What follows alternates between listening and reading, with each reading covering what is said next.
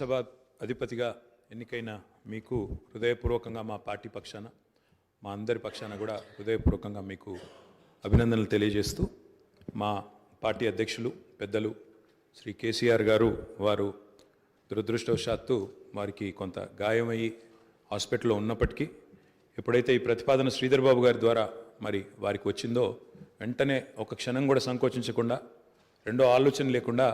తప్పకుండా సహకరించవలసిందే అని చెప్పి ఏకగ్రీవంగా ఎన్నిక కావడానికి వారు మాకు ఆదేశాలు ఇవ్వడం జరిగింది. దానికి అనుగుణంగానే నిన్న మీ నామినేషన్లో కూడా మేమందరం కూడా పాల్గొనడం జరిగింది. అధ్యక్ష, మీతో వ్యక్తిగతమైన అనుబంధం కూడా నాకు చాలా ఉంది. మీరు 2009 శాసనసభకు ఎన్నికైన నాడు నేను కూడా మీతో పాటు సహచర శాసనసభ్యుడిగా ఉన్నాను. ఆనాడు తెలంగాణ ఉద్యమంలో కూడా మీరు మీ వంతు పాత్ర పోషించినారు. 2012 నుంచి 14 దాకా మీరు మంత్రిగా, ముఖ్యంగా మా శాఖకు మంత్రిగా, హ్యాండ్లూమ్స్ అండ్ టెక్స్టైల్స్ డిపార్ట్మెంట్కి మంత్రిగా మీరు పనిచేసిన క్రమంలో ఆనాడు ఒక సందర్భంలో నేను మీ దగ్గరకు వచ్చి మీరు రండి, సిరిసిల్లకి మీరు రావాలి, ఎందుకంటే రాష్ట్రం మొత్తంలోనే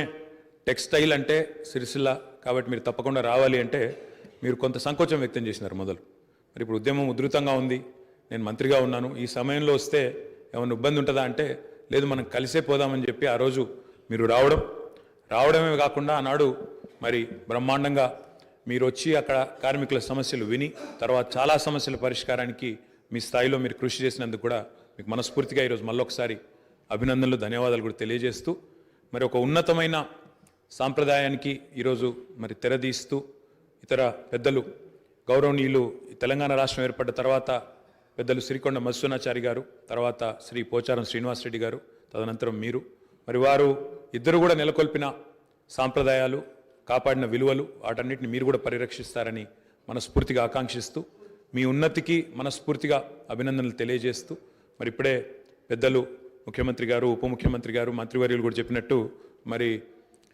ఈ సభ అందరి సభ, ఈ సభలో ఉండే ప్రతి సభ్యుడి యొక్క గౌరవాన్ని, ప్రతి సభ్యుడి యొక్క హక్కులను, ముఖ్యంగా ప్రజల తరపున మాట్లాడే ప్రతి నాయకుడి యొక్క, ప్రతి గౌరవ సభ్యుడి యొక్క మరి గొంతును వినిపించే విధంగా ఆ బాధ్యత మీరు తప్పకుండా సమర్థవంతంగా నిర్వహిస్తారని మనస్ఫూర్తిగా ఆశిస్తూ మరి ఒక సామాన్య ఎంపీటీసీ పదవి నుంచి ఈరోజు శాసనసభ స్పీకర్గా ఎదిగిన మీ